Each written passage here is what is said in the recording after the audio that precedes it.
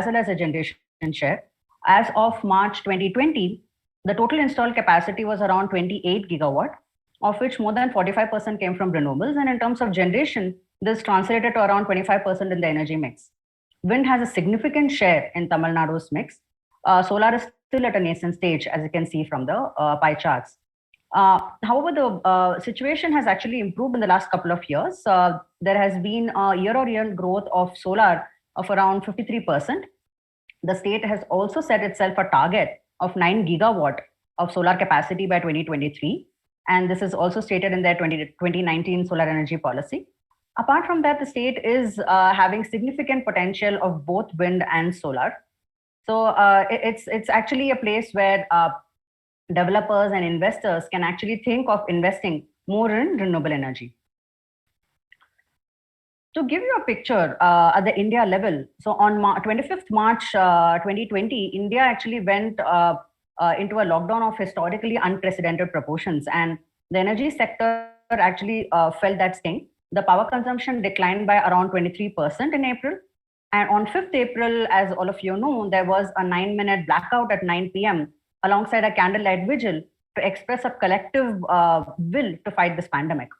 Now, this event was actually a testament to how power operators across the country can manage the sharp changes in the demand by utilizing various resources flexibly. And among these national stories, the electricity consumption pattern in Tamil Nadu, it actually paints a very fascinating picture, as you see from this graph.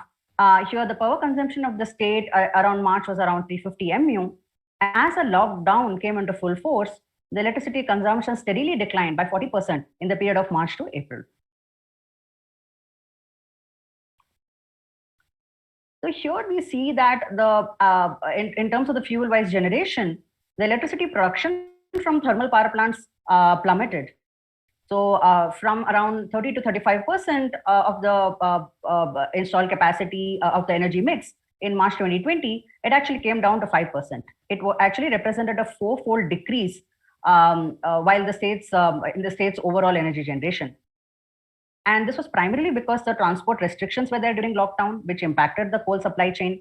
The coal stocks kept piling up, especially at the pithead power plants, which remain unutilized. And this was primarily because of limited power consumption. And in the long run, unless the coal power plants can actually operate efficiently, they actually run the risk of becoming inefficient. With higher marginal costs and also with long-term PPAs, where the utilities have actually signed up with generators at higher fixed cost, a lower level of production from these plants is going to be a risky state of affair, especially for the utility. So during this time, Tamil Nadu actually saw nearly a 50% increase in generation from solar, wind, and hydro sources between March and May. The wind generation season is primarily between May through August. And actually, we can see that it was the generation rose from 5% in Jan and Feb to a peak of around 38% around 8th of August. Solar generation was much more consistent, and it was basically a long season from Jan to September. It was producing around 1200 to 1400 MUs.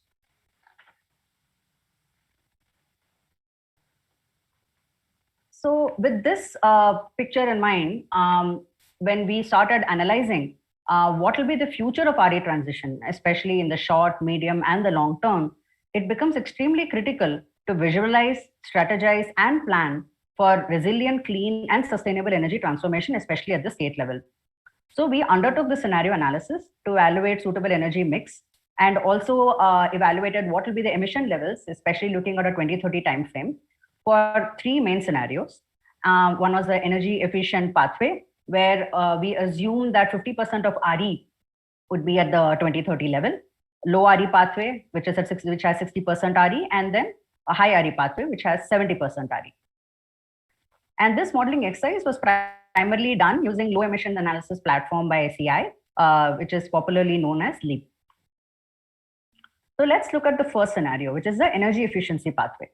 So here, one thing to also note that we have actually accounted for the COVID-19 implications on end user consumer demand to the best of our abilities, because the consumer level demand is not easily available.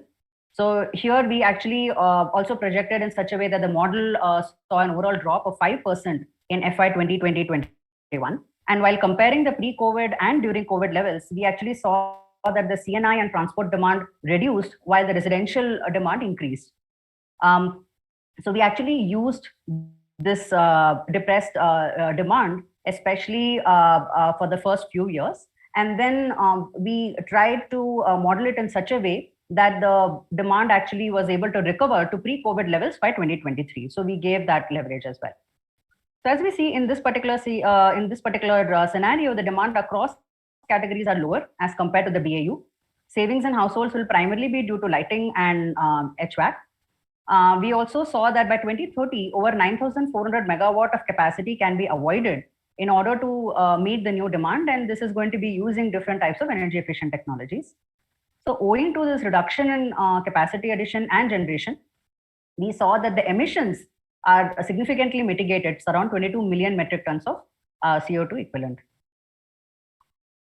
Now let's see the low RE pathway, which is basically where we modeled the share of renewables in this particular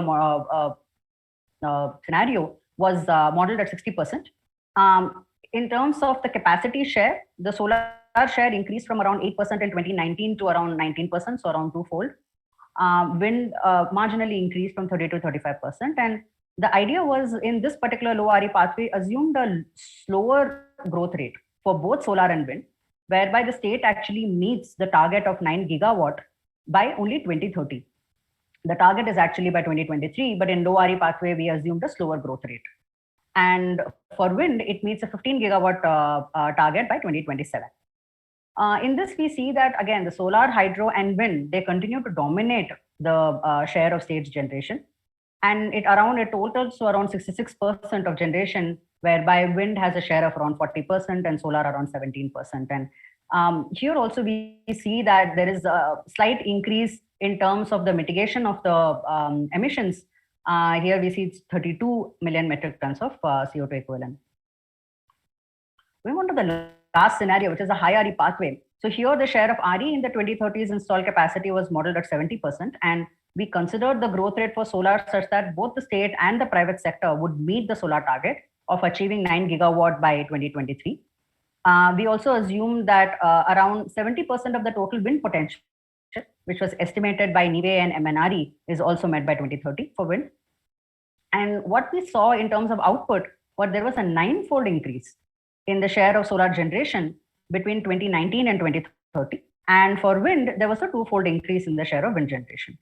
But in terms of emissions, here we can see on the right-hand side, there is almost a 99% reduction in emission in 2030 when compared to 7% reduction. And around, in terms of metric ton of CO2 equivalent, it's around 54 million, which is highest when we compare other scenarios.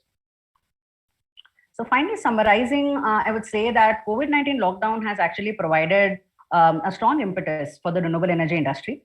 The lockdown I would say that the lockdown has actually held a mirror to many of our problems, and at the same time, it has also shown very encouraging solutions to tackle them. And we can see that RE has actually shown its true potential, especially in Tamil Nadu, when it was absolutely needed. And it can be considered as one of the primary sources of fuel in the coming decade. So in terms of building the state back better, clean energy can be considered as one of the catalysts. Of course, we need an integrated energy planning approach. We need to also see there is tariff rationalization across different consumer categories. And at the same time, we need to look at different business models as to how we can fund investments in RE sources of power. With that, I would like to conclude my presentation. Thank you so much for the opportunity. And over to you, Roxy. Happy to answer any questions. Yeah. Thank you, Sandia, for the nice presentation. You present a very interesting case how COVID-19 provide actually shock to test the potential of renewable energy. I'm sure that we will have a lot of discussion at the end.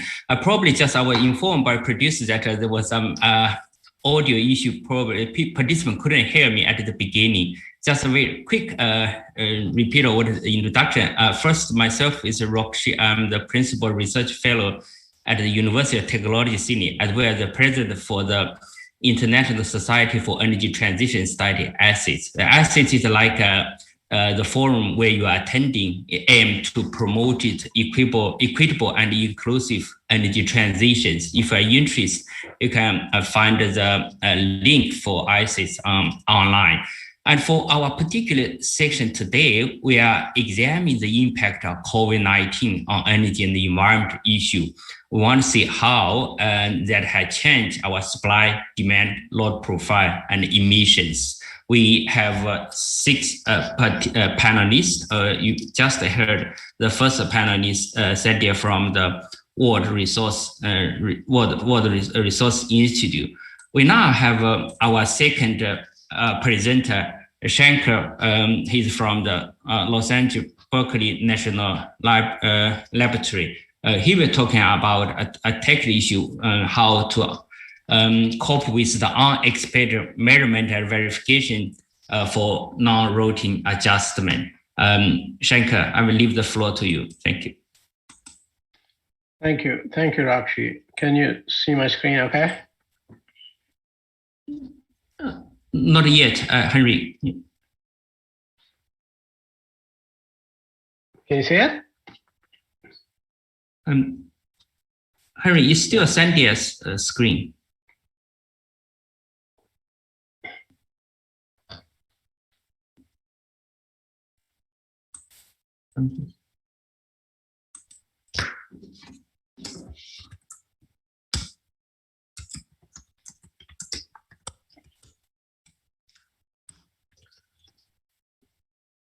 I think we probably have a little bit technical issue. So Shankar, probably you can start to talk. I think, oh, okay.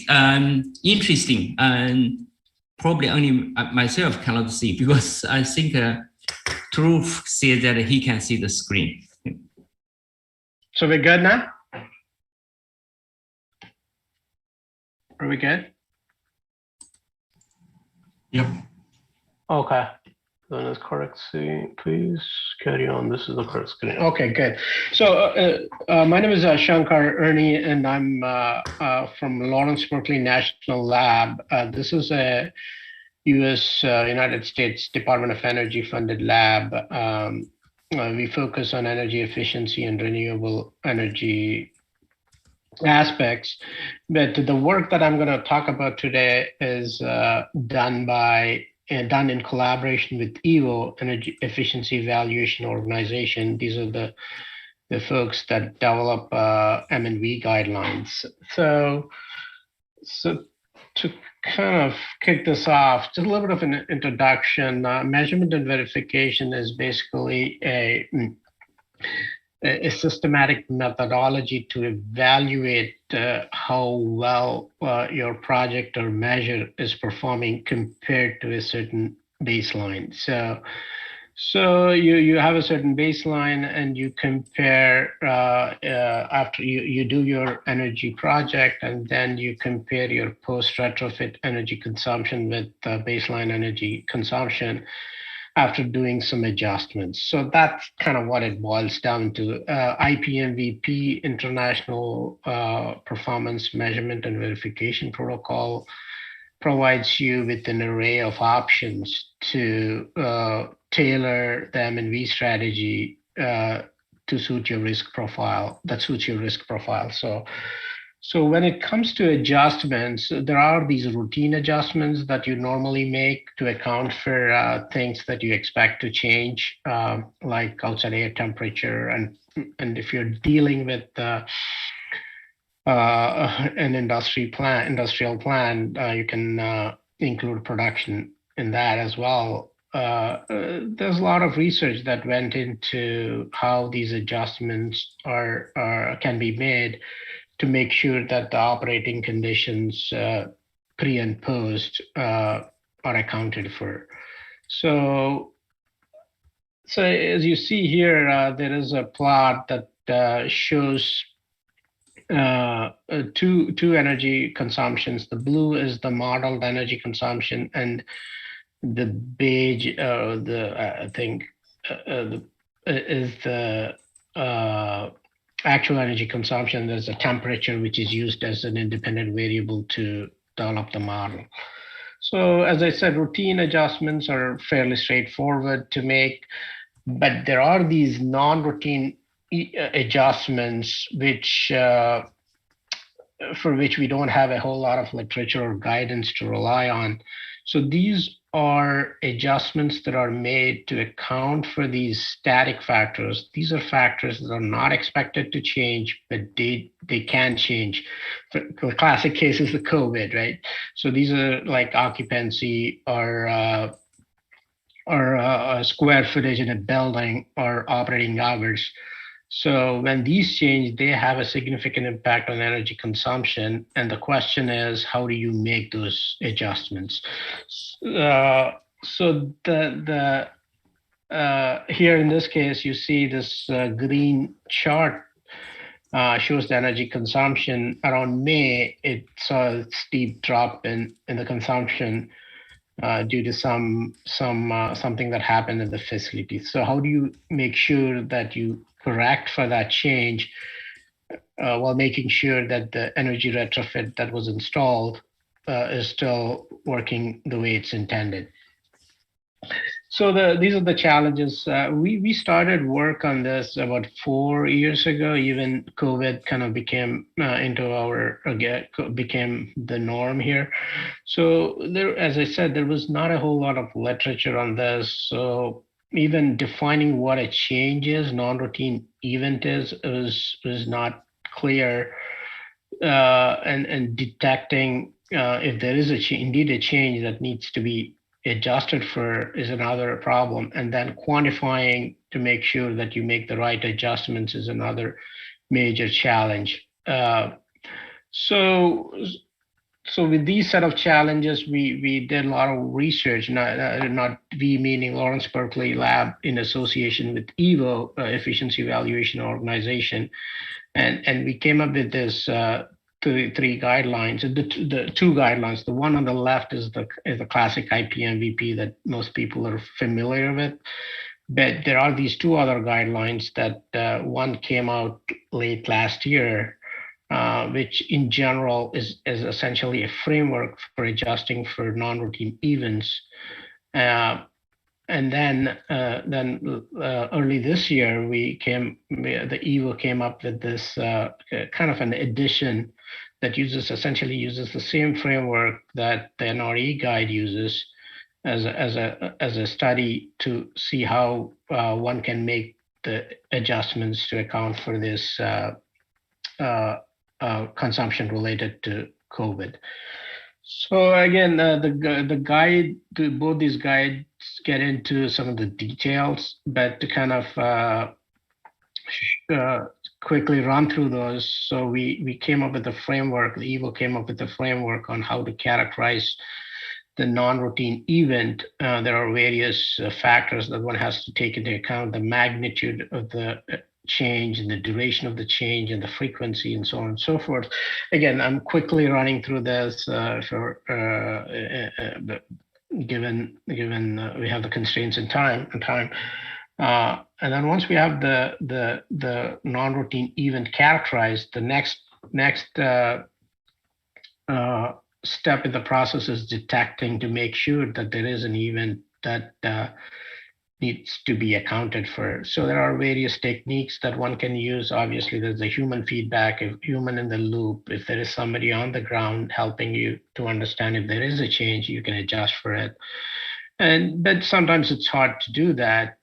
So you can rely on these statistical based approaches to see if there is a change in the energy consumption. There's this classic Q sum chart, cumulative sum, where you look at the energy consumption to see if there are any changes in slope that can be attributable for a non-routine event. Again, I'm quickly running through this. The guidance gets into a lot of detail on how to do this.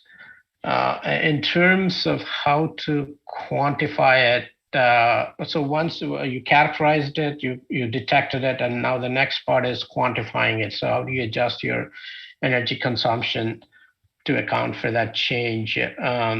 So there are this, obviously, if you know what system got affected, you can put a submeter on it and then make some adjustments around it. And also there are techniques where you can redefine the baseline And you can look at the residuals to understand what the effect of the COVID of the NRE as non-routine event is, and making necessary adjustments.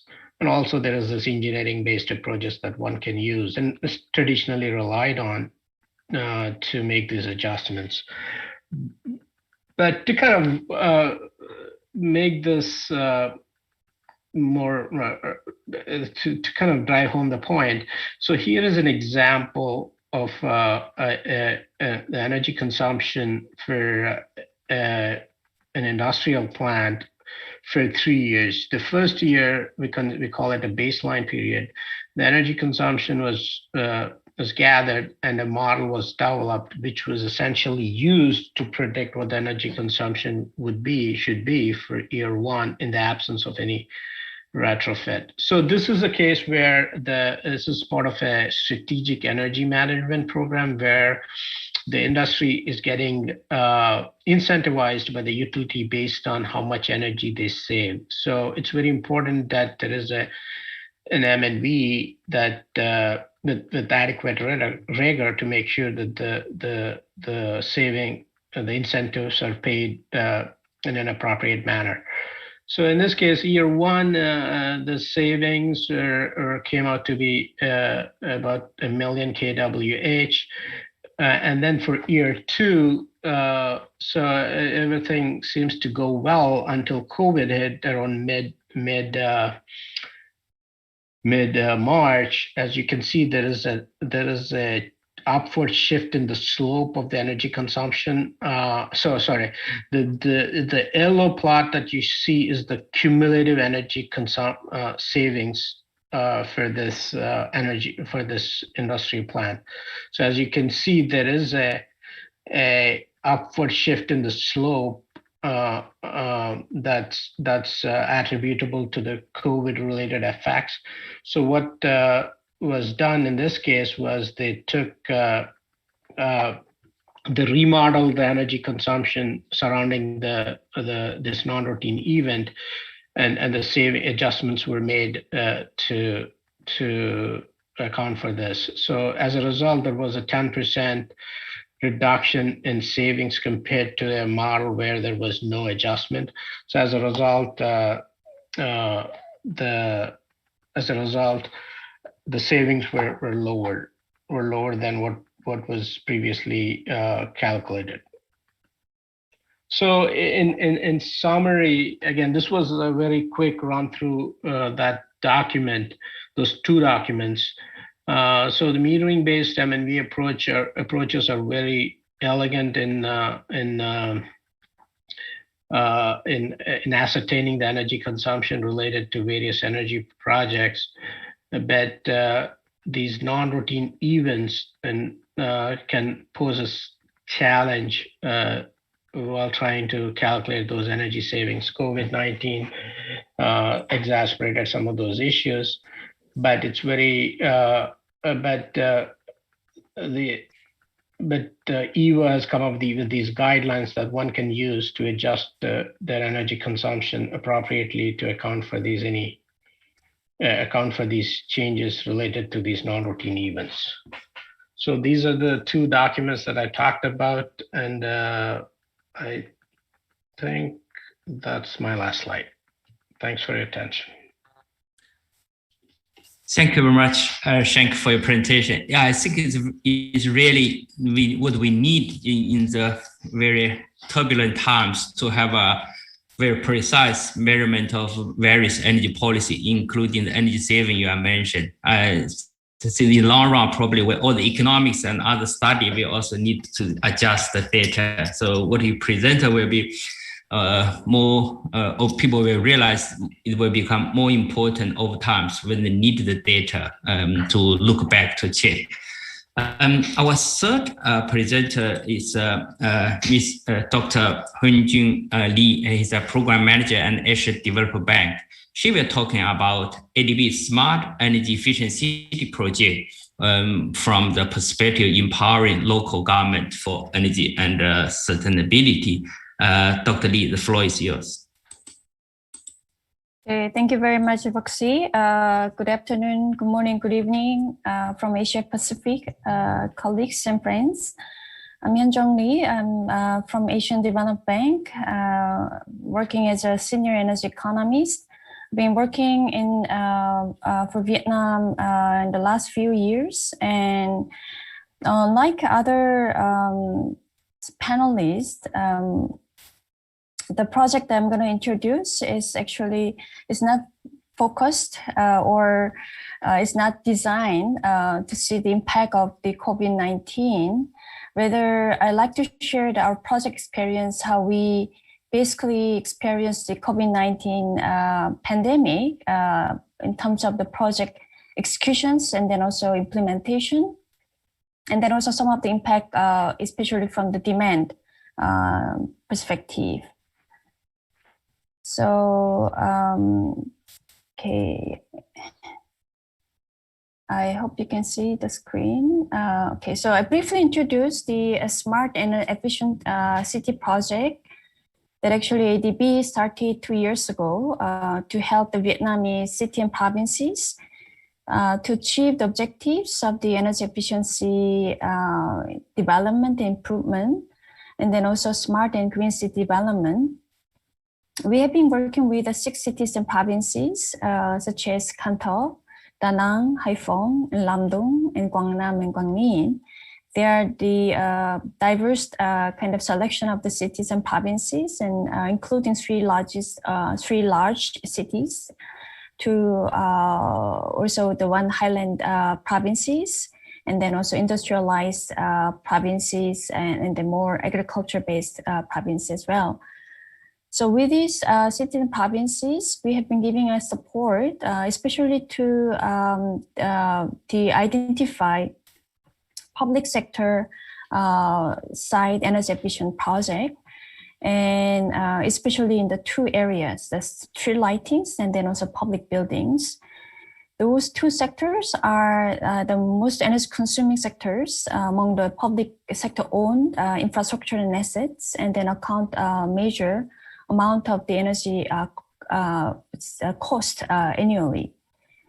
So we have been working with those 66 cities and provinces, and then also on top of this, for the energy efficiency programs, it's also important to look at the regulations as well as the surrounding policy environment as well. So we are working with the central government agencies to improve the energy efficiency regulations, and especially the ESCO regulations, and then also with the central government for the urban lighting standard and policies development.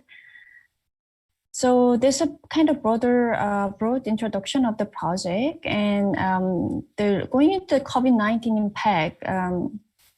So the project, as I mentioned, is conceived 2 years ago, and actually we are hit by the COVID-19 quite severely, in a way that actually when we start kind of implementing the project with the city and provinces, unlike others, most of the countries in the world, Vietnam is one of the countries who basically control the COVID-19 pandemic pretty much well. So far the cases are only around 10,000, and then also most of the years, especially in last year in 2020, where when actually most of the countries were affected, the Vietnam were able to manage the kind of stay in the normal life, except the international travels. Hey, Wenji, can you put on the full screen model? Oh, okay. Yeah. Sure. Yeah.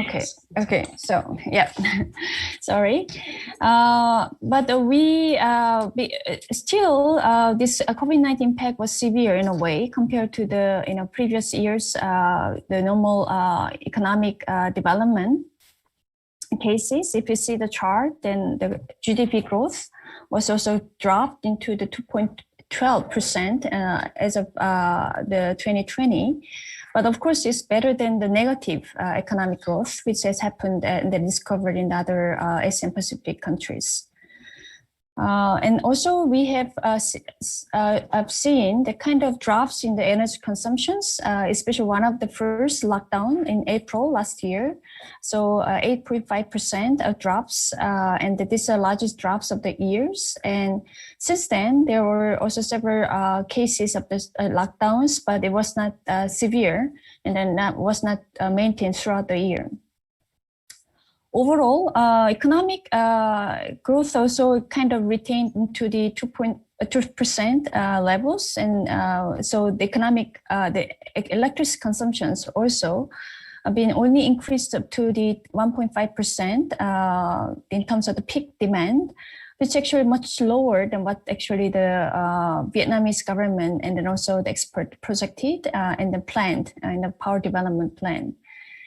And in terms of the most effective sectors is tourism, it's a kind of obvious, and then also related sectors and service sectors.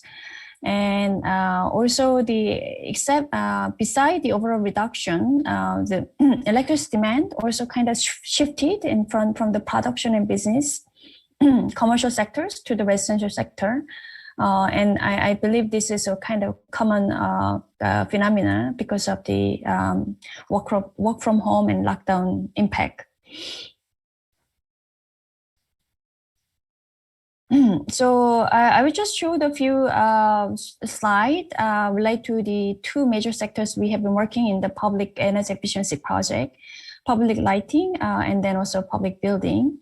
So the 6 cities and provinces overall, the lighting infrastructure that consisting of the around 190,000 of the lighting bulbs, and then also the kind of constructions infrastructures like the poles, and then also the management centers and the systems, control systems. LED, which is the kind of most energy efficient bulbs, are actually only account for around 15% of the overall the lighting stocks in Vietnam, showing the kind of potential in terms of retrofittings and also the expansion of the lighting with a more energy efficient equipment and smart technologies.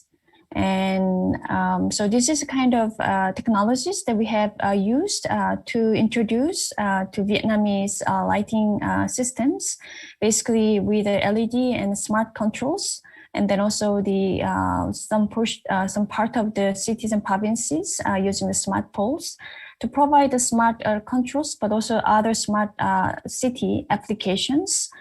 Such as the EV charging stations or the surveillance systems, environmental monitoring, sensors, and etc. is needed. This is a ballpark kind of estimations how much actual energy saving can be achieved out of this type of investment. So as you can see in the right side, basically only with LED retrofit, it's kind of around 50 to 65% of the energy saving can be achieved. And this is also kind of common in other kind of energy efficiency investment project. On top of this, with applying these smart technologies and control systems, also additional benefits around 10 to 20%, the energy consumption, energy savings can be achieved. And each city and provinces, given their characteristics in terms of the economic kind of structure, and some cities have kind of more tourism oriented, some cities have more industry oriented structure, and they're also the economic development is kind of different, and their level of the lighting infrastructure is very different as well. So there's a variations in terms of the different cities and the lighting opportunities through the energy efficiency investment. Well, on top, the common messages is basically there will be very high potential in terms of the energy saving, and then energy reductions, and then also carbon emission reduction out of this kind of investment. Second part is about the public building. So it's the 6 cities. Also, they have we have conducted several different kind of energy audit studies in those cities and provinces. But using the three typology buildings, because the government buildings usually consist of those three types, such as the hospitals, schools, and then administration offices. In terms of the number, the administration offices and the schools are the highest numbers. But in terms of the energy consumptions, the hospitals is the kind of highest energy consumers. And the different cities, they have different kind of profile in terms of the energy consumptions, but this kind of displayed in the chart in the slide. In terms of technologies in those public buildings, so basically the three categories. One is the lighting and cooling, and second is the kind and they're typical the electric appliances. The second is about the operation maintenance and kind of energy management systems, how we control the consumption of the appliances centrally. And the last is the integration of the solar PV systems on the rooftops.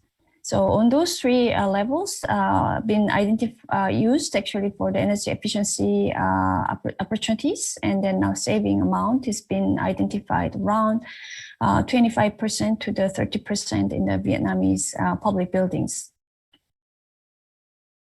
And then this is also high-level summary of the different cities and provinces, the buildings, how much actually can achieve the energy savings, and what is the additional emission reduction that actually can be achieved through this type of the investment.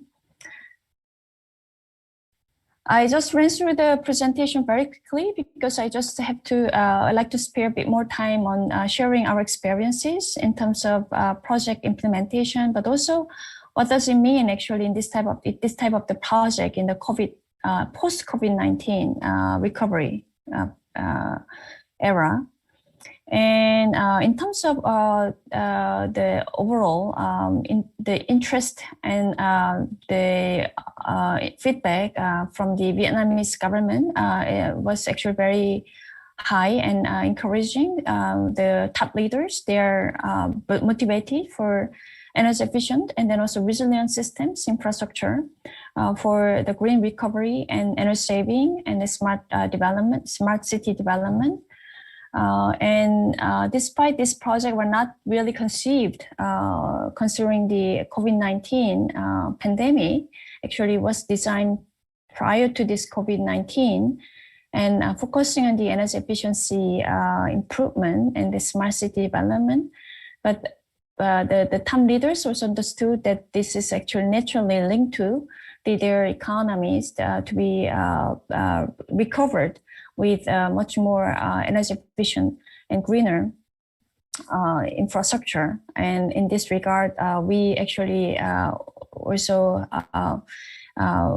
found that this type of project is somehow kind of robust to this type of the external shock, and actually even kind of reinforce the importance because the impact of the climate mitigations, and then also the impact on the industries and the green recoveries at the end. However, we also experienced some of the difficulties in the implementation of this type of the project due to the travel restrictions. Fortunately, in Vietnam, as I mentioned in the beginning, most of the local activities were able to be implemented, such as the data collections and the field visit, and then also survey, the energy auditings and the street lightings, and as well as the public buildings. So we were able to kind of progress project activities, gather those data, and then also understand general trend of the energy consumptions, but also the impact of the COVID-19 last year in terms of energy consumption.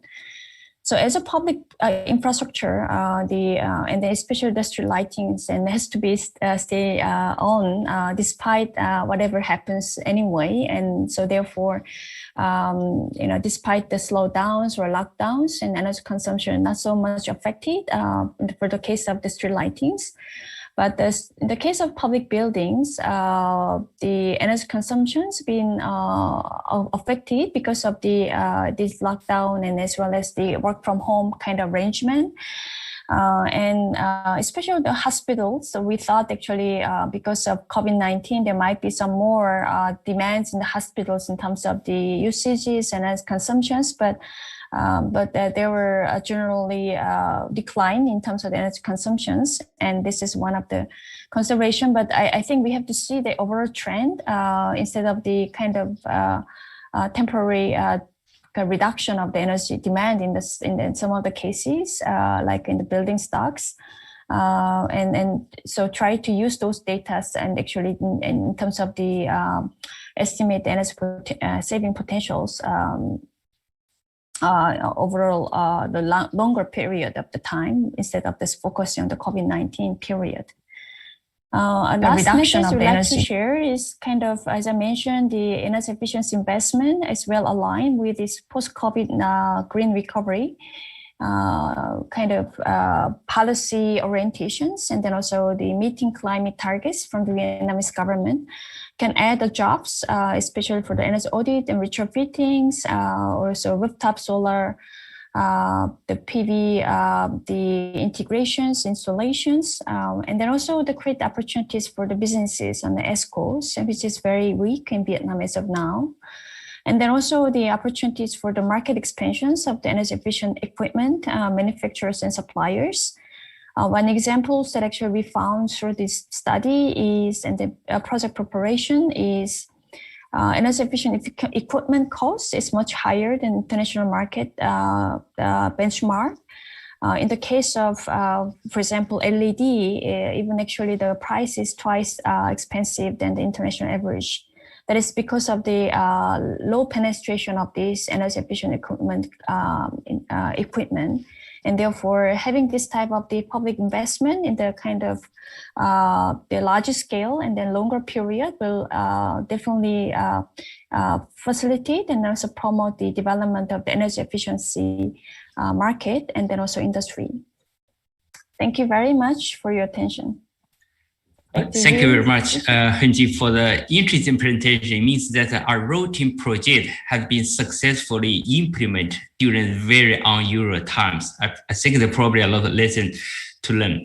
Before I invite a discussion, I also want to speak to the audience that we also welcome any question from you. Feel free to input your question in the Q&A section, which will be discussed after our three distinct discussions. We have three discussions. The first is a meeting. He is a program head of the GIZ India meeting. I believe the floor is yours. Thank you, Dr. Rock, and greetings to all. My name is Nitin Jain, and I'm looking into like the energy efficiency GIZ portfolio. We are working in India. Let me start with this. I think it's an established fact that energy efficiency plays an important role, not only towards achievement of NDCs, but to attain carbon neutrality. I think in this, even in this tough time, many countries are advancing their goals. Like for example, Germany aims to become carbon neutral by 2045, which is like a good sign coming up. As far as India's NDC commitments regarding emission intensity reduction by 33, by 2030, installed capacity of 40%, non-fuels by 2030. I think energy efficiency plays an important role over there. In fact, what is being envisaged is almost 45 to 50% of the India's NDC's commitments would be through this energy efficiency part.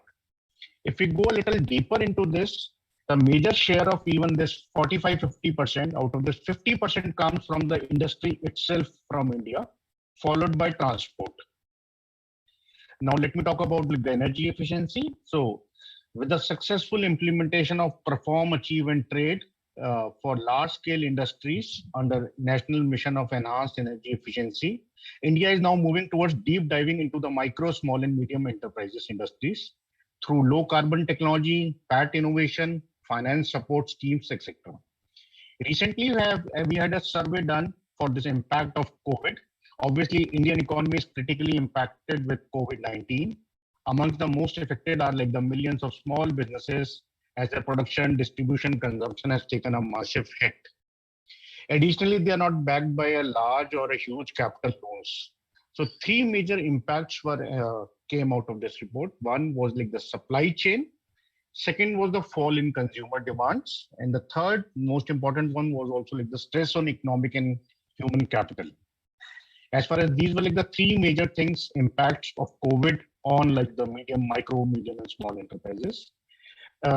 So were the challenges, so are the opportunities. When we had like a discussion with almost like around 6,000, 7,000 MSME, so there were also opportunities which emerges out of this, which evolves around like the low carbon technology, then deployment and supporting financing such projects. The first one came as like a key recommendation was development of energy efficient technology list, which is like mapping of per cluster with high impact technologies. Second one is like the world is moving into like the ESCO model. Even India is also doing for an ESCO model. Further deep dive into this, a concept of vendor ESCO model was like being very much sought by like the MSME sector. So this gives them the confidence, technology, and everything. So it will like promote vendor ESCO model to accelerate project implementation. Third one was regarding like the grading of this enterprises based on their energy performance.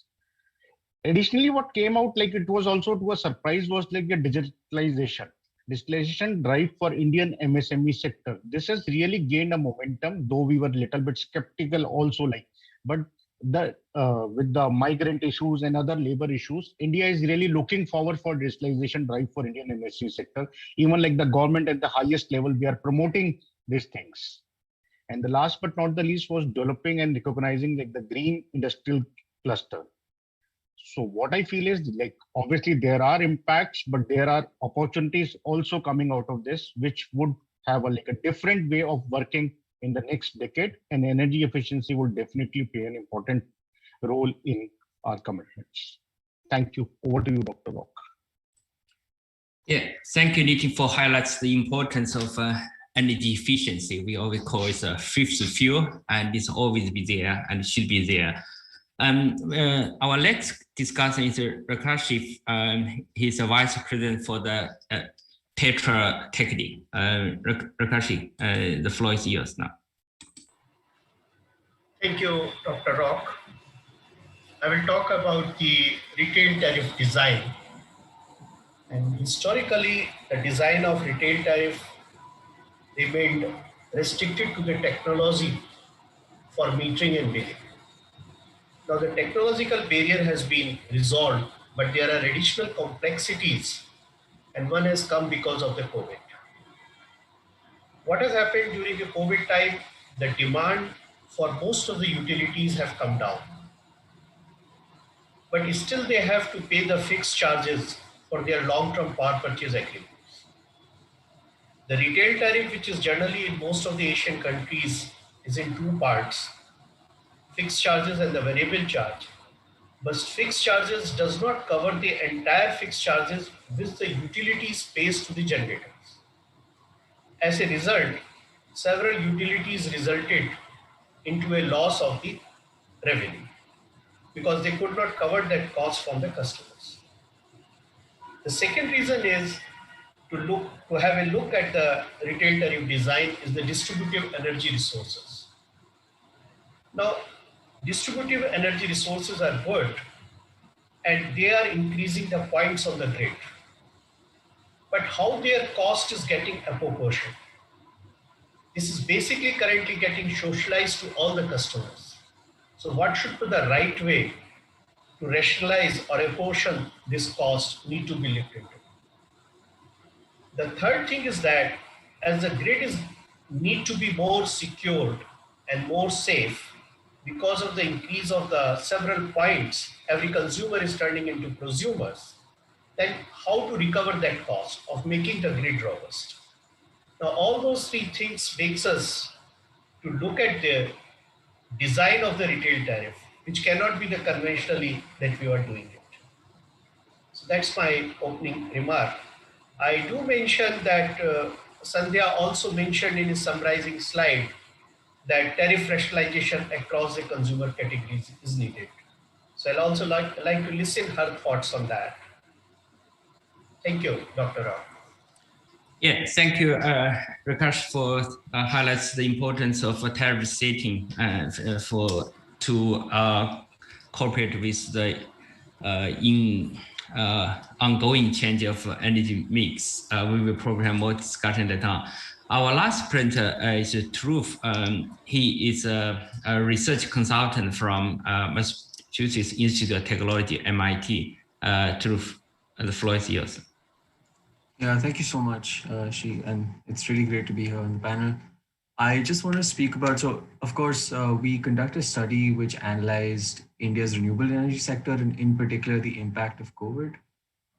It's fairly obvious that there was a reduction in demand. And of course, as Sandhya mentioned in her presentation, that renewables, especially in Tamil Nadu, were able to really shine in the light and take over.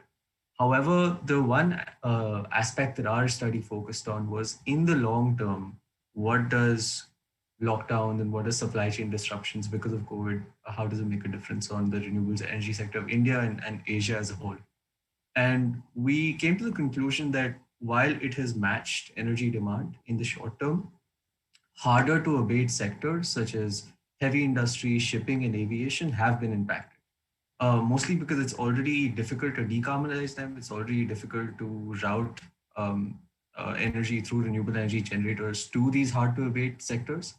And in particular, they pose a lot of risks for emission reductions. And one more particular area that we analyzed was just that how do delays in construction, supply chain management impact these bigger industries as a whole? And we do not see, I mean, there was a contraction of 3.5% in the global GDP. So in the short term, we don't see these industries decarbonizing or recovering.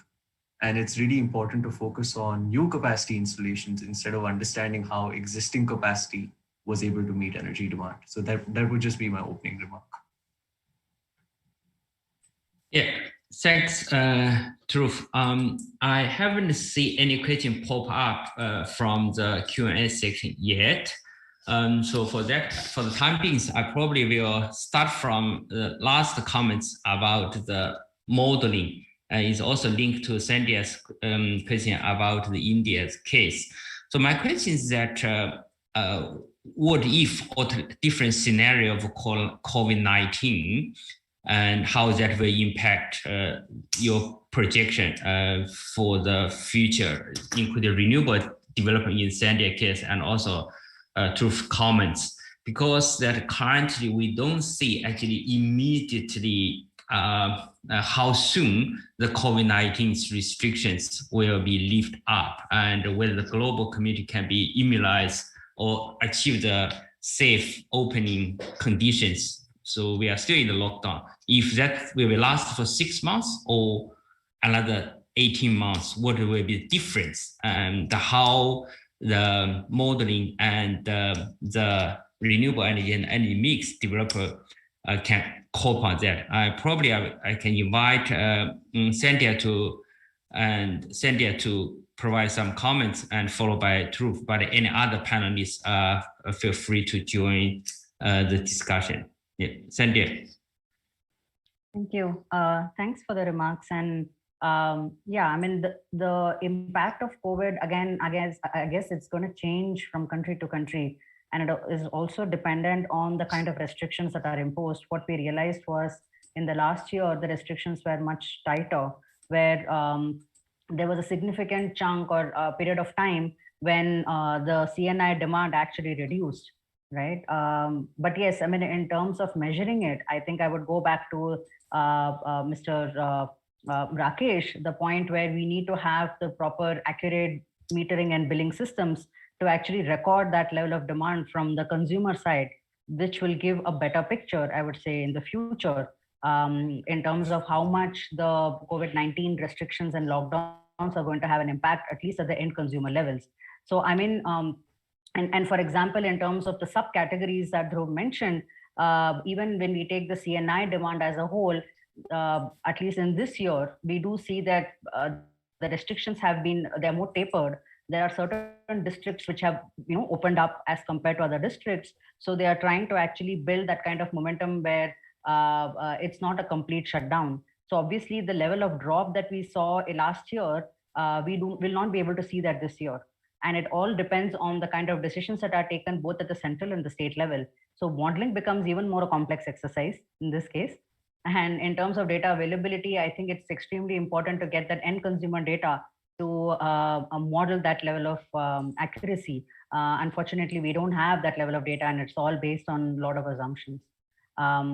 And to also address the question that Rakesh had pointed out, I completely agree in terms of the way the tariffs are structured. The retail tariff is structured right now, where there is that cross subsidy, and there is free power that is given to certain set of consumers for specific reasons. So I think all those things have to be rationalized in some way, and it is a much more, I would say, an exercise that requires much more analysis. So for example, we have green tariff design, and there are different tariff models that could be experimented.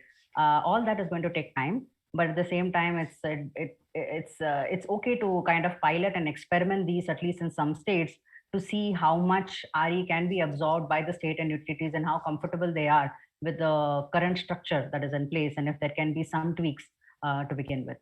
I hope that answered the questions, and yeah, if there are follow-up, be happy to take them. Yeah, thanks for Sandy. Not just answer question, but also raise question and comments to others presenters. Any other body want to follow up and add some comment?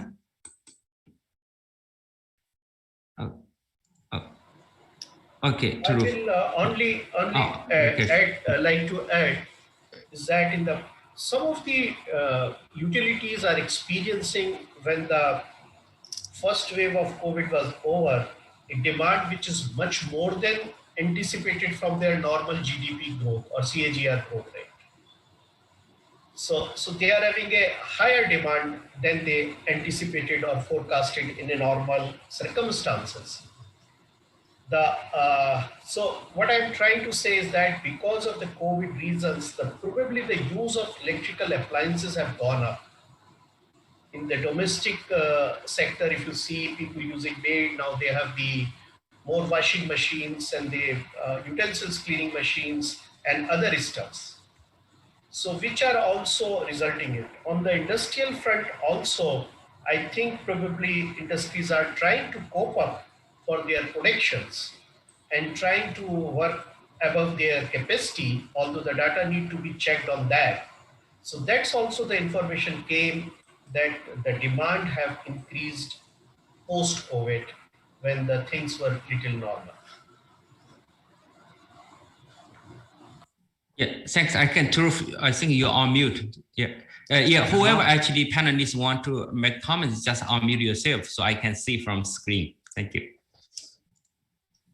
I was just saying that I think Sandhya and Rakesh both make really valid points regarding renewables and electricity generation. But one thing very important for us to consider is beyond electrification or beyond electricity demand in general, that renewables have been rather less resilient. For example, the transport biofuel sector, it contracted by 20% in 2020, and it's been contracting by 15% in the year so far. So while, of course, electricity is important, it's one part of the global energy economy, and transport is such a big aspect of Asia's economy too. So I think it would be very important for stimulus packages by the government to really address these areas outside electricity as well concurrently. Yeah, thank you. And we saw a question from the Q&A section. That's to Hunji and probably also for other panelists. The question is about is there any evidence in India or Vietnam that use of technology-enabled approach that is big data monitoring or digitalization will need to significantly increase the practical potential for energy efficiency in either country, particularly compared with what was accepted pre-COVID-19. Can Hunji or anyone else make some comments? Okay, thank you very much for the question. I think it's really indeed this is something that we can actually somewhat assess, evaluate, maybe after some years, what was the kind of how these technologies actually really reshape the utility businesses, and then also the energy efficiency activities in the end. For now, whether we have evidence on this in Vietnam, especially, maybe I think India may have such an experience, and maybe they have a much rich experience in energy efficiency. So I think maybe the specific examples, I think it's better to also learn from the Indian experts and panelists in this aspect. But in the case of Vietnam, overall, their kind of ambitions to be really forefront in terms of digitalizations or innovations and first, industrial revolutions and etc. Using the big data and AI, and then also the IoT. I think the old technologies, I think in terms of the awareness of the such a benefits, I think is quite evident, but how those could be materialized in a different kind of industrial sectors, and then value chains, and then also the human capacity. I think that's something that actually need to be done, and is in a bit more holistic manners. And so I think this is definitely one of the area that I see that a lot of opportunities in Vietnam has, and then also in terms of as a kind of suppliers, but also as a kind of users at the end. I'd like to stop here and then maybe take some more questions if needed. Thank you. Yeah, anybody who is familiar with India may have comments. If we have, Niti, I think as you are on mute. Yeah, can you? Yeah, go ahead. Probably I could just add 2 points on this. I think digitalization in India is really playing an important role. With large, big industries are almost going into digitalization. So much so now, even like the micro, small, and medium enterprises are doing this way, and they're really looking forward to this with the as a post correction to this COVID times, because in the COVID time they were really struggling with labors, with issues, with human capital. So they are really looking for alternatives and things on this part. Apart from this, what is being digitalization is basically now more into their monitoring and verification. Now they are really looking into the monitoring and verification processes, establishment, use of artificial intelligence, etc. Obviously, it depends from sector to sector and industry to industry, but this is really gaining in momentum in India. Thanks. Yeah, thank you, Nitin, for the additional comments. I think since we don't have immediate question coming out from the participant, I have another question for Shankar, because Shankar mentioned the needed for no routine adjustment for the data. And I think it also linked to our last presenter and the comments about the modeling. The key for more accurate, I would say precise, accurate modeling is come out the data. But the COVID-19 provided destruction that will break the chain for all the data at both macro and micro level. I'm not sure whether Shankar, as an institute, whether you think about a macro level for, say, for the modulator and economic research, they need the time series data. They need to look at the chain, how you adjust the shocks created by COVID-19, whether you just ignore the data. I notice nowadays when people talk about GDP growth, they compare with 2019 rather than 2020.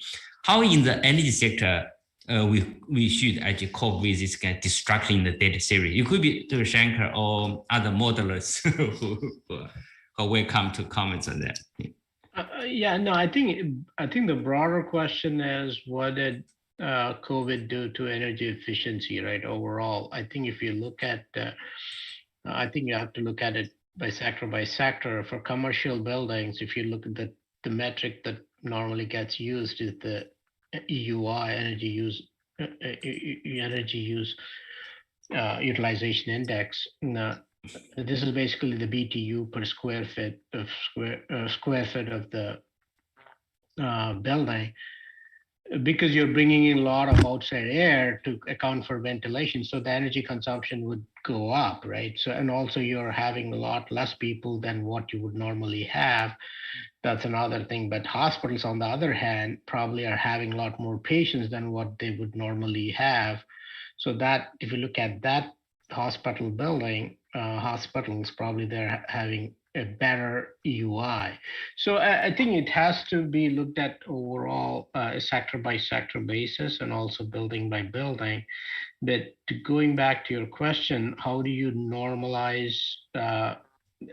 So whatever presentation that whatever guidelines that we came up with are specifically suited for the project and the measure, one case by case basis. If you're looking at it at more programmatic level, it's kind of I don't think there are any guidelines. Yeah, obviously you can use all the data that you have to model it, but I don't think there are any guidelines to help you look at it from a programmatic standpoint. But IEA, I think, did a lot of. I've seen some studies that IEA has done to kind of look at it from a macro standpoint. Yeah, thank you.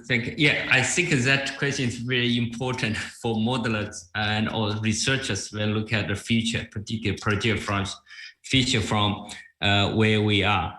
And I think that I have another question actually for Huijing.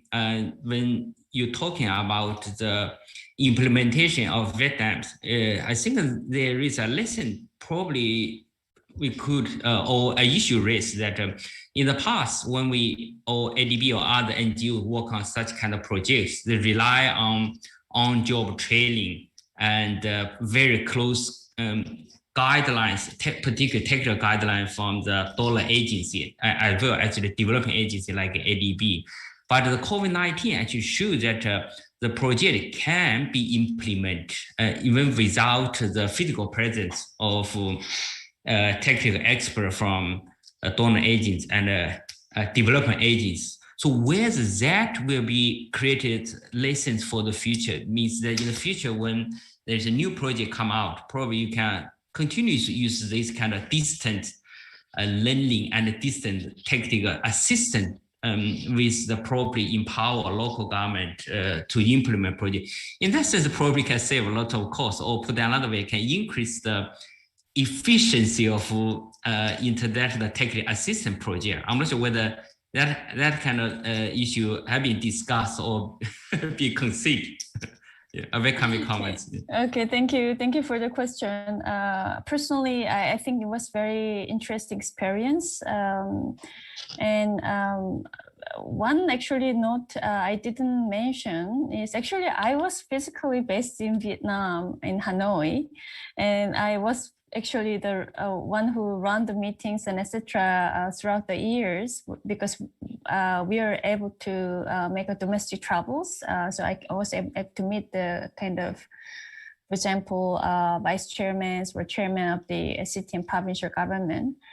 But other than this, in terms of the technical expertise that usually we brought, to the project from the international team, indeed, actually, we're provide virtual means. We have many meetings virtually, and then also the international teams basically work with the local teams very closely. So one actual lessons learned to me is really indeed to really maximize the local capacity as much as possible, and still it's actually workable means, and we can actually change our way of doing this type of project instead of relying on a lot in the international consultant. Also kind of provide kind of a bit more roles and responsibilities to the local teams. And of course, we work together, from the international teams, they brought the international experiences and also the practices and lessons learned. So there was a kind of valuable combinations in a way in the local expertise and capacity and plus the international teams. And by doing so, to my view, also it's really boosts also local economy in a way, because we tend to use more local consultant, local companies, local expertise instead of relying on maybe more on the international teams as before. So it may also one of the ways to develop the kind of local capacity too. So I think the COVID-19 give us a lot of interesting and useful experiences. One thing for me clear is using this kind of the virtual and digital technologies was feasible even before COVID-19, but I think we didn't maximize the use of those digital means in our workplace.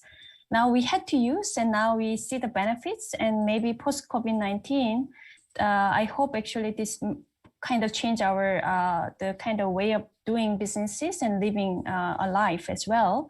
And that's also affecting maybe kind of macro level of the changes in the end, whether this COVID-19 is going to be temporary shock and it's just we go back to the pre-COVID-19 kind of as before, or we really make kind of substantial changes from now on, adopting more technologies and then really pursuing more efficient and then also the resilient the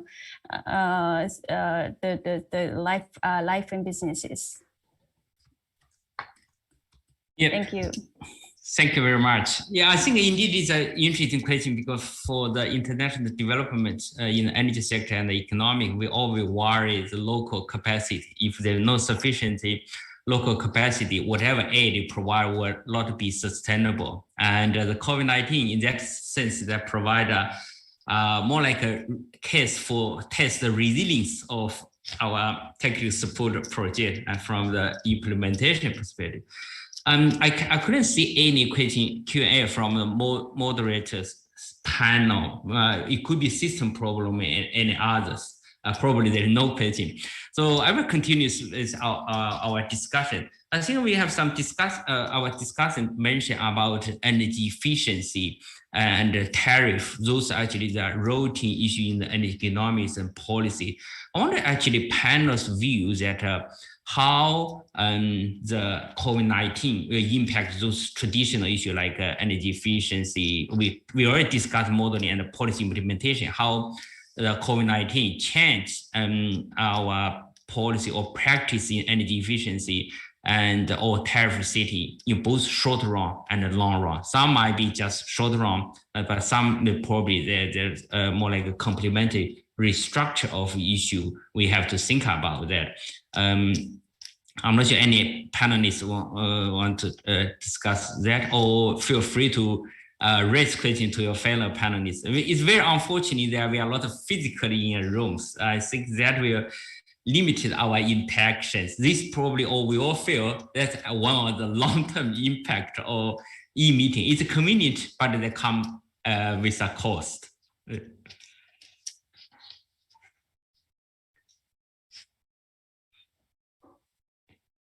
Anyone want to pick up some, any panelists want to pick up any of these question or comments? Probably Dr. Rao. Yeah, please go ahead. I would just like to highlight about the financing aspects of energy efficiency. So if we talk about in India, especially the MSME sector is badly hit with this COVID, and both they are really in need of a financing mechanism, financing things to go for energy efficiency programs. For them, the survival is the first thing, so they are still looking for productions and other things. So what India is preparing and gearing as an opportunity with the support of finance to have the technology innovations at place, made through demo programs and further on a sustainable basis. This is what India is looking forward. In fact, we are just into the proposal of having the energy efficiency financing facility for the MSME sector as such, whereby the technical proposals are being evaluated and they are provided funds at a cheap rate or subsidized rate or with marginal cost difference. Obviously, monitoring and verification plays an important role there, because once you are verified and monitored and verified, then only you are getting the subsidies or the so-called spreads. So I think this is a challenge, obviously, in India for this COVID-19 with the MSME sector. But this again comes as an opportunity along with financing mechanism through government, through other channels, as a major shift coming to the MSME sector in the next decade, what we're talking. Thanks. Yeah, thank you. I think Shankar, you unmute yourself. Please feel free to comment. Yeah, we do a lot of work with the ESCOs trying to implement performance contracting projects. So one of the challenges that COVID brought for these ESCOs and in general ESPC performance contracting projects is because they all rely on a baseline, right? So what is the baseline? So expecting so whatever data you collect now may not be a true representation of the baseline. So how do you make sure that the baseline captures whatever the normal operation looks like? And that's in itself is a challenge, and nobody knows the answer for that, right? What is the new normal is kind of the question that we're all asking. And that's until we know that, no ESCO is going to come forward and guarantee the cost savings. So which is kind of the basis for any performance contract. Can I quickly just revert to this question? Like, I think that's a very important one, and this is like the biggest challenge in India. Obviously, I don't have an answer to this. The only thing which we thought is like the vendor ESCO could be not a substitute, but like a partial solution which could add to this, because they have better knowledge of technology. They can go deep into the process of the industries. So we are thinking like vendor ESCO may be a partial solution which could add up for this type of thing. Yeah, thanks. Yeah, thank you both for addressing very important challenges. Particularly, I think for the finance, there are a lot of discussion at the global leaders level, talking about what kind of direction we should for the COVID-19 recovery. I think it's very interesting. I'm not sure whether panelists want to comment on the view, the green late or green energy pro-green energy recovery package. Because on the one hand, probably country will argue that given the serious hit for economy, they have limited money. Probably they will put money into medical and other essential service. On the other hand, people work from energy and the environment perspective will argue that this is a good opportunity to rethink about energy system, as Sandia shows that there's opportunity there. But how policymakers should make a decision and what kind of tariff and others policy change in order to promote green energy post COVID-19 recovery, or what might be the policy change from issue like ADB and others there. And so I'm not sure any comments from the panelists on those post COVID-19 recovery package and green energy. Yeah. Can I take this? Yeah, okay. So many of the utilities, because of the heavy inroad of solar during the daytime, have a surplus energy. They have the surplus energy also because of the fact because they have a long-term power purchase agreements. So they can bank those thermal generation to a limit only, to the economic rate limitation only. So that becomes a cheap energy available during those times. Now, if they can be packaged in terms of providing an incentive to the customers by lowering the tariff, that will will provide the distribution companies a better avenue rather than selling to an exchange at a very low cost to their own customers. And secondly, this will increase the consumptions because of the low cost of electricity. The energy substitution part will take place, and particularly that will happen in terms of the cookings and the storage part of it. Now, and that will increase the economic and social economic activities in the countries. We have developed a paper which is called the Green TOD for time of the day, where we analyzed 2 states of India, Jharkhand and Assam, and we found that in both the states can make a good gains by lowering the tariff, and customers can get benefited by high utilization of it, and it will increase their businesses as well. Thanks. Yeah, thank you. Any other comments from fellow panelists? Just quickly to add to what Rakesh was mentioning, in addition to these type of innovative designs, since health is a priority, it'll also be interesting to see what type of policy changes can come at the state level to utilize clean energy for public health, for improving public health. And I think that's something which we talk about in the context of energy access, but it'll also be interesting to have policy guidelines which would actually enable to utilize clean energy for public buildings, for schools, for hospitals, and maybe that will also bring a change in the coming future.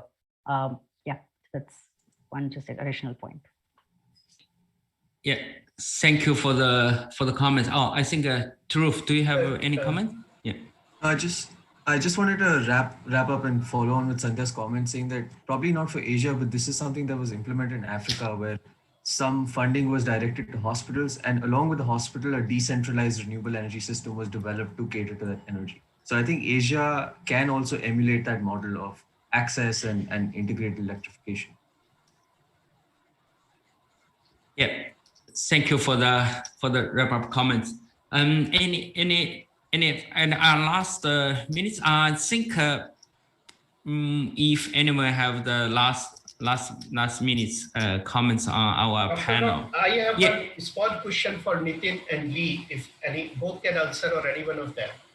Post-COVID, what type of changes they see in the approaches of energy efficiency? Will they remain same? I understand monitoring and verification is going to be the tough, but that will be only the first year after the COVID when things will neutralize. But what the lessons in terms of the learnings that have been and which are going to change anything in the approach to energy efficiency, or they will remain the same? Thank you, Rakesh. This is a question. I think there will be changes coming with the type of like the working in style of MSME itself, because like the digitalization, as I told you, would be like the major thing which would be coming in the next decade. Obviously, energy efficiency projects would be there. We are looking for financing of the energy efficiency, that too innovatively, the new technologies in a different manners. So it would not be like the regular ones, and obviously this will scale down like over a period of time once this pandemic is so-called settled, because as of now it's not settled. And demand is also there in certain sectors, like we talk about pharma, other things, demand is there. But on the other hand, if we talk about like the paper, demand has reduced. So there are different sectors, and each sectors need to be catered according to the need. But obviously the revival package is there, and the revival needs to be done with the MSME sector. I think this time the focus would be more along with like the climate change goals, where be it energy efficiency, be it more integration of renewables into this. Yeah. Thanks. Yeah, thank you, Niti, for the last summary. Oh, Hunji, sorry. Yeah, just 1 minute, maybe if I can contribute. I think it's, to my views, actually the speed and scale is two things that needs to be emphasized. Of course, the policies investment will guide in that regard, but I think the transition, this is something that we have to kind of go through very rapidly. There are people affected severely, so I think the kind of support for those kind of transitions, and then also from the energy sectors as well. So from the macro levels, like economic transitions or transformations in terms of the structural changes, but also kind of from the energy systems and the transitions. And I think speed and scale, I think that these are two things that needs to be emphasized. Thank you. Yeah, thank you very much. Yeah, I think probably if no more comments from panelists, I will conclude wrap up our thematic session. I think we have a good discussion. We discuss macro level about our outlook for the future with the shock of COVID-19, and what the shock reveal us is that the RE could actually play a more important role. And on the other hand, we look at it from more like a bottom-up engineering perspective, that they are needed to do some non-routine adjustment for our baseline for both project, and when they aggregate, probably will lead to our modeling perspective. And we also discuss at the project level, which bring all these factors together and how actually COVID-19 will create challenges, but also opportunity to us. The routine project can still be successfully implemented. And we also address issues like energy efficiency, energy finance, tariff, and capacity building, which are the typical question for energy economics, energy policy, and the policymakers. And we actually probably cannot have a clear answer to how or what will be COVID-19 change us in the short and the long run. But we all see positive change emerging from the shock and the challenge, because this kind of shock and the challenges created unprecedented opportunity for us to rethink our energy sector and energy transition from various levels. And that kind of challenge and the change probably produce messages will help us to improve or probably more efficiently manage our energy transition in the future. I think probably the only certainty is that the uncertainty will continue, and we will explore the futures, and that's probably very important for a forum like the Asia Clean Energy Forum, as well actually the one we created, so-called International Society for Energy Transition Studies, to provide the forum for continuous to bring all the participants from various stakeholders to come together to promote our energy transition in an inclusive, clean, and sustainable way. And with that, I conclude this thematic session. I thank for all the audience online and for your patience and for your participation. And more importantly, thank all our 6 panelists who provide your insight and engage in the discussion. Thank you very much. And I look forward after COVID-19, we can meet physically sometimes in Manila or in a part of the world, because we all work on the energy transition. Yeah. Thank you very much and see you all. Bye-bye. Thank you.